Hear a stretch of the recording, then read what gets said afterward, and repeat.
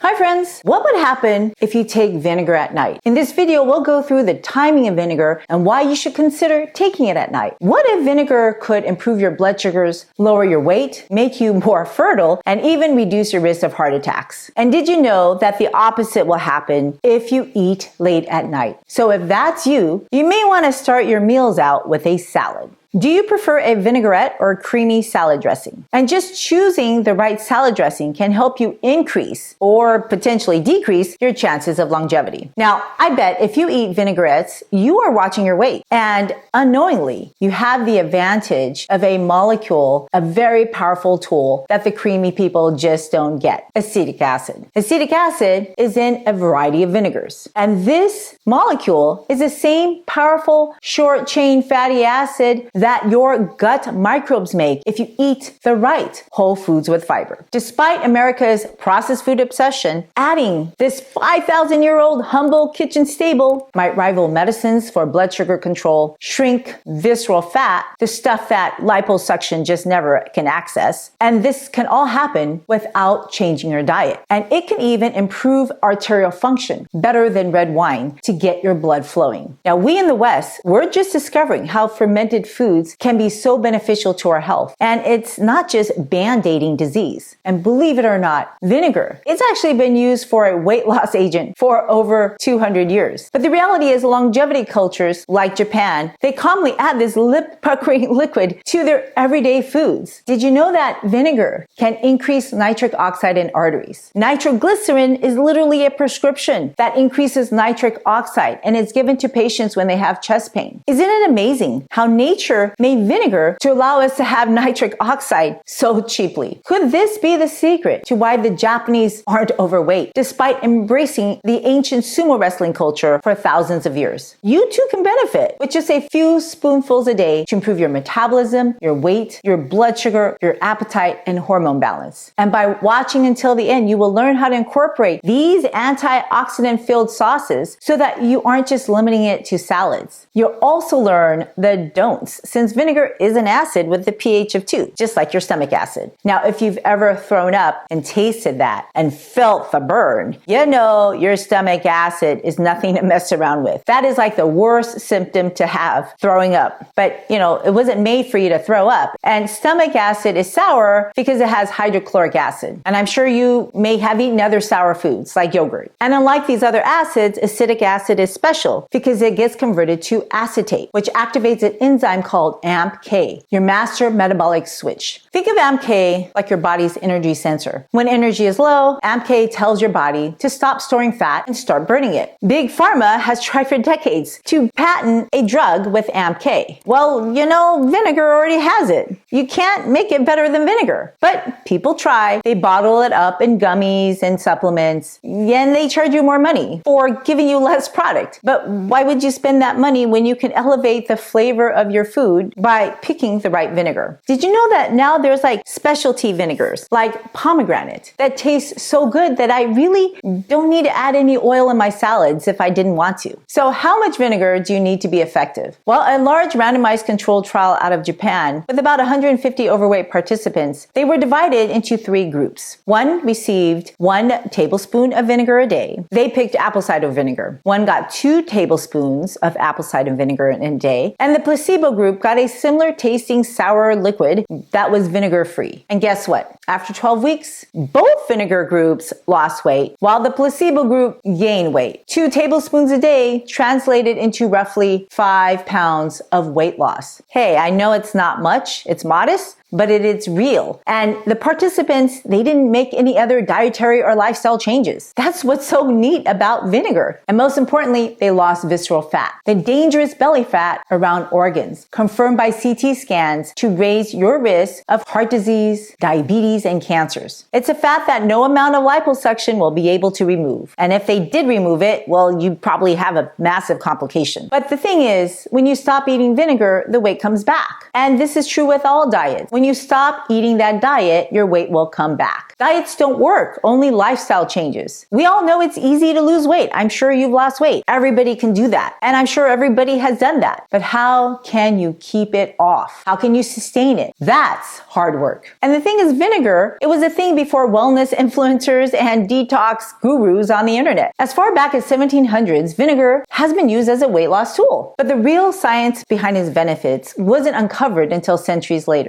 Traditional cultures, they use vinegar consumed along with starchy, high glycemic foods like rice, bread, and potatoes. It's not just for taste. They probably somehow knew there were hidden metabolic benefits. From sushi rice in Japan to balsamic soaked bread in the Mediterranean, ancient food wisdom may have quietly held the key to our metabolic health. We are so far from ancient food wisdom. We are rapidly losing our metabolic health because we're not eating our grandmother's foods. Grandma ate from farm to table. We're eating science-created lab concoctions, and so many of us are proud of it, not realizing the detriment. But the good news is there are lots of ancient delicious recipes, and you can just add your own modern twist. I'll share with you some of those later. Now, if you find vinegar off-putting, you've probably added too much, which brings us to a good point. Could the weight loss in these studies be due to people simply eating less food because vinegar makes them nauseated?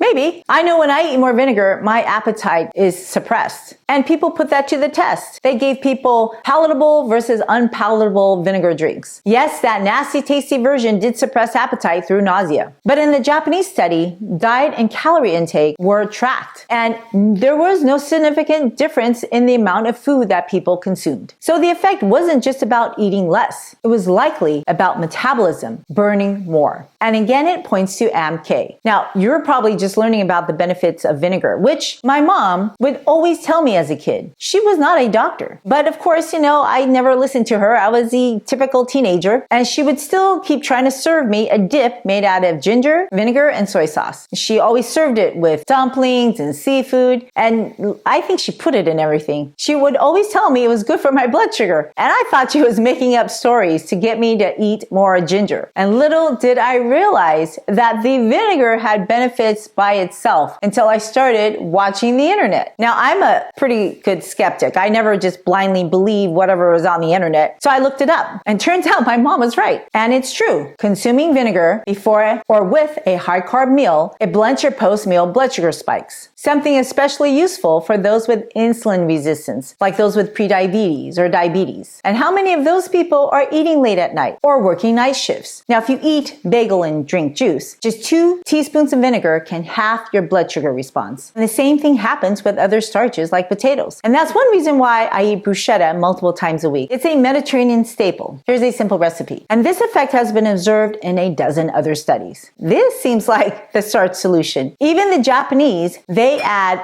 rice vinegar to sushi rice, not only to make it taste better, but it probably also protects them from some of the metabolic consequences of enjoying white rice. It's basically a starch. And here's another recipe to add to your homemade hand rolls and sushi. In one trial, vinegar performed better than the leading diabetes drugs at lowering fasting blood sugar in pre-diabetics, dropping it by 16 points within a week. And the cost? These are cheap. You can find vinegar for pennies a day. So don't waste your money on those vinegar gummies. Their real liquid worked even better than vinegar pills, which only contain a fraction of the citric acid that you can get from this ancient treasure. So it's no surprise that vinegar has been used as folk medicine for diabetes before insulin was invented or metformin ever existed. So if you like to eat late at night, eating vinegar with your meal is advantageous for lowering your blood sugars so that it buffers the high sugar spikes. And if you do eat at night, you are just naturally more insulin resistant due to the hormone melatonin. Eating the same carbohydrate meal in the morning without that high melatonin actually results in lower blood sugars simply because you are less insulin resistant. Hence, if you're only going to eat vinegar once, it's probably best to do with your last meal or snack. Now, the other benefit would be for digestion. Many people with indigestion or bloating after they eat, they're probably eating the wrong foods, and they may also be suffering from low stomach acid, as opposed to the opposite. And this is especially true as we age. I mean, 50 is when our stomach acid goes down. So our digestion of food and nutrients go down. That's why people have a difficult time extracting vitamin B12 over 50. Acetic acid can help boost your acidity of your stomach contents, supporting a better breakdown of proteins and activation of pepsin in theory. And that may be why some people feel less bloated when they take vinegar along with their food, or they do it before they eat. You can think of it as potentially priming your digestive system, much like bitter herbs do in traditional medicine. However, if you're planning to drink it without food, well, don't burn yourself because it can burn your food pipe if you don't dilute it. So the benefit of vinegar, like everything in life, is dose sensitive. Too much vinegar, especially on an empty stomach, it can also burn and irritate your stomach. What about snacks? I'm sure you have seen how people villainize fruit, sugar, and starches. Basically, I'm describing everything from noodles to breads. Delicious snacks and meals. But if you think about it,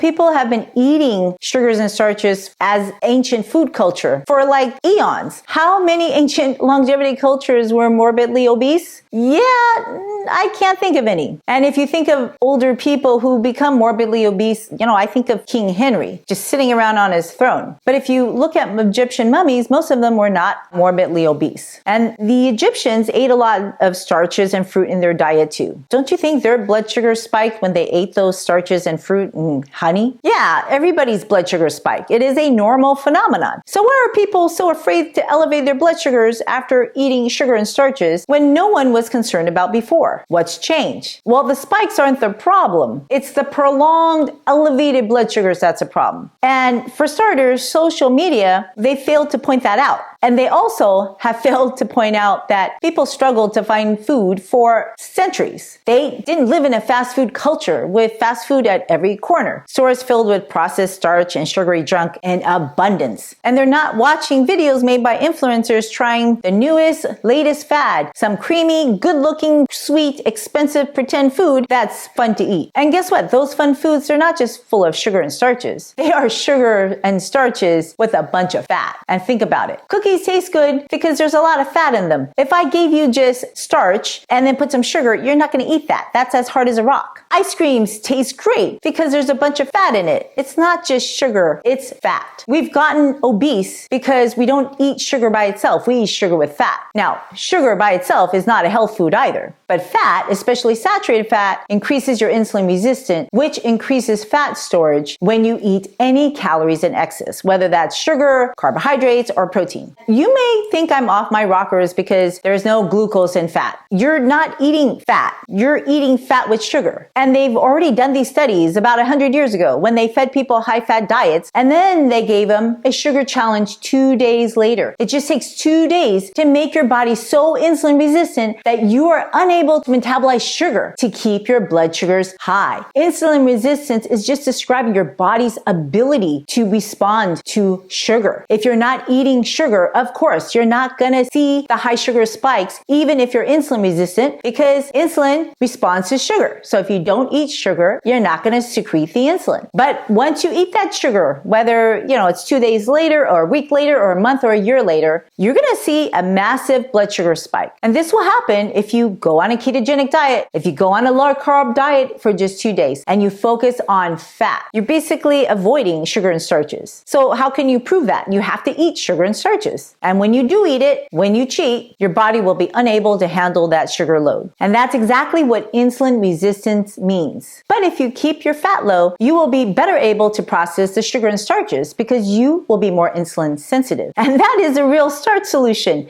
which literally cured obesity and hypertension. We have so many hidden fats: egg fried rice, croissants, buttered breads. That's how people get overweight. They're combining fat and starches. If you're eating processed food, you can bet there's a lot of fat, sugar, and salt, plus a lot of other chemicals. These foods were designed to make you overeat calories. This way, companies can get rich quick. They're made to hijack your appetite, so you eat more. But vinegar is how you can get your power back. Hi, friends. I am so thrilled that you want to take charge of your health and take charge of your food. Now, I know nutrition can be complex, but it doesn't have to be. And I'm here to support you in this lifelong journey. So if you point your camera app to this QR code, it'll take you to a link for a free handout that I created just for you. And if you like it, if you want to see other handouts, please go to the link in my show notes, and then you can leave me your feedback on what I could do to help you in your journey.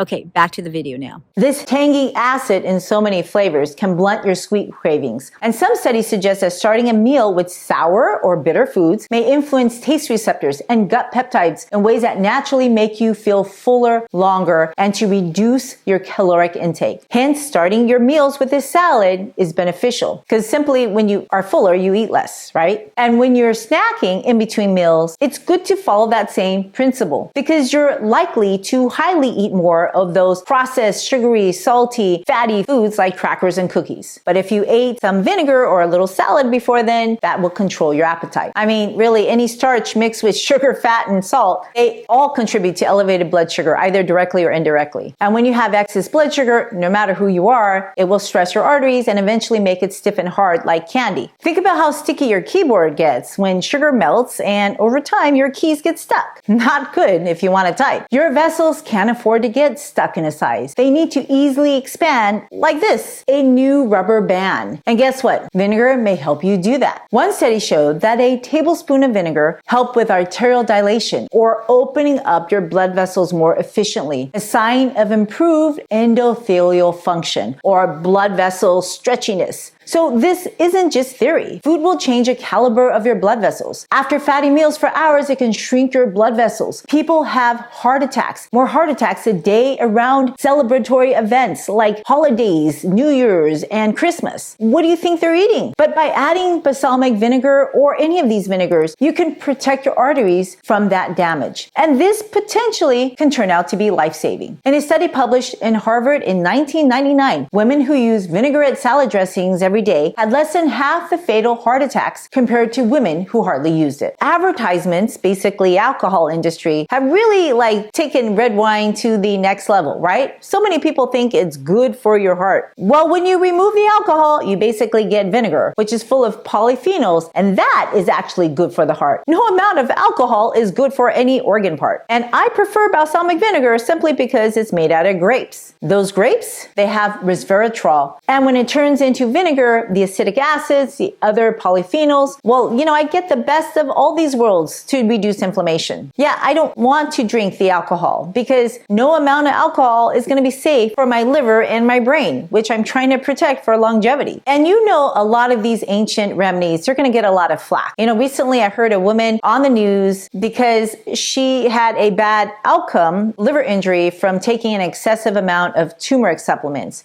She added a turmeric supplement to her routine, but she felt worse. She was really close to going into liver failure. So she stopped the supplement and her liver recovered. And this made national news. I mean, my brother called me, my sister-in-law told me about it. This is because they know I eat turmeric. Well, food and spices, they all have a U-shaped graph. Too little, you basically don't get any benefit. Too much, you're basically not only get no benefit, you're gonna probably get some kind of detrimental consequence from it. Everything has a sweet spot so that it's not unhealthy and it's not harmful. This includes water, sleeping, exercise, you name it. There's always this sweet spot. And this is true with all foods, all edible things, even vinegar. And everything you eat turns into a chemical in your body. And your body responds by proteins and hormones, right? It changes your hormones. And sometimes the food actually gives you hormones, like estrogen. So if you want more estrogen, eat dairy and then eat animal meats, especially female animals, and you'll get more estrogen. But if you want to lower your estrogen, you may want to avoid that. So for people who have polycystic ovary syndrome, it's a common hormone-related disorder affecting women. An estimated 6 to 13% of all reproductive age women have this condition. And it kind of sucks because they have irregular periods, they have excess androgen, so they get facial acne and also excessive facial hair. They are more predisposed to insulin resistance. These women also struggle with fertility. PCOS cases are rising, especially in America. And in a small study, women with PCOS who consume vinegar daily, they saw improvements in their insulin resistance. That means they had lower blood sugars.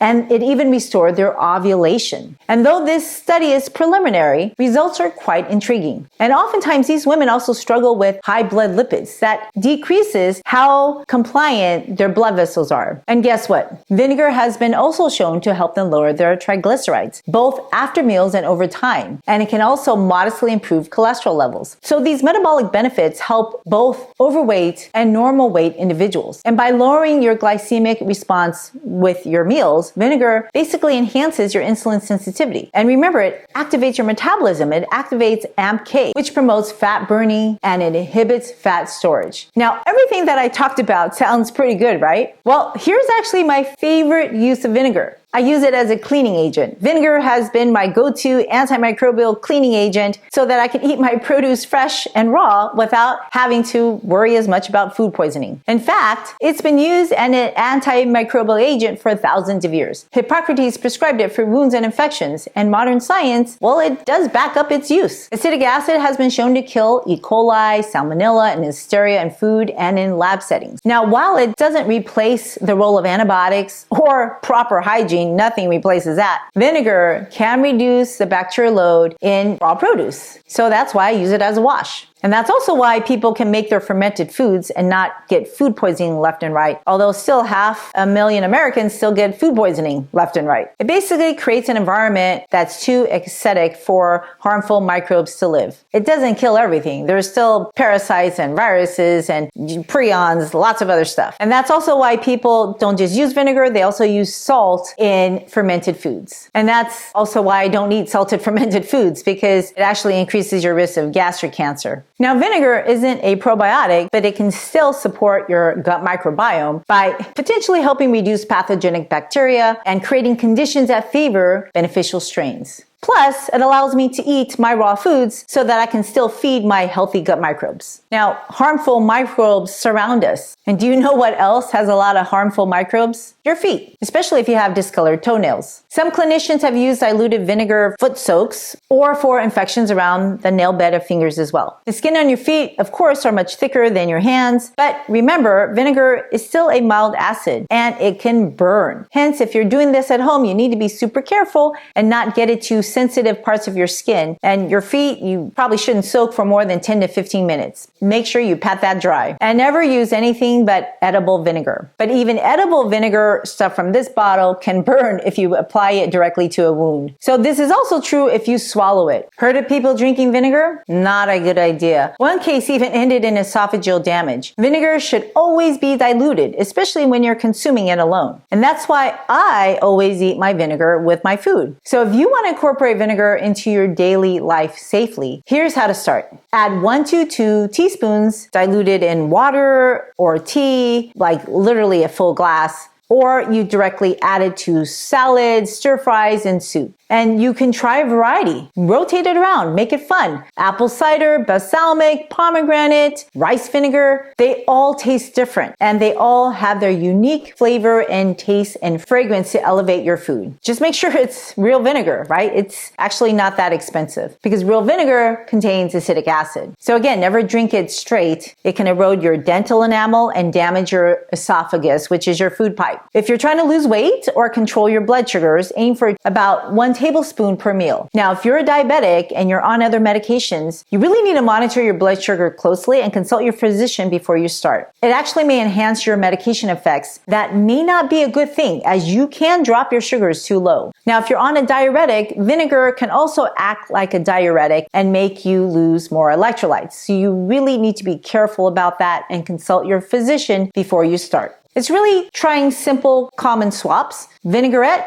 instead of creamy dressings. Marinating your vegetables in vinegar as opposed to in butter. And instead of mayonnaise with your potato salad, use cooled potatoes and add some vinegar. That will reduce its glycemic impact, thanks to both increasing the resistance starch from the temperature as well as eating vinegar. And just to be clear, vinegar is not a fat loss miracle. If you really want to lose the fat, you have to change what else you're eating and how you eat that food, potentially increasing more is resistant starches. And if you want to learn more about that, watch the next video.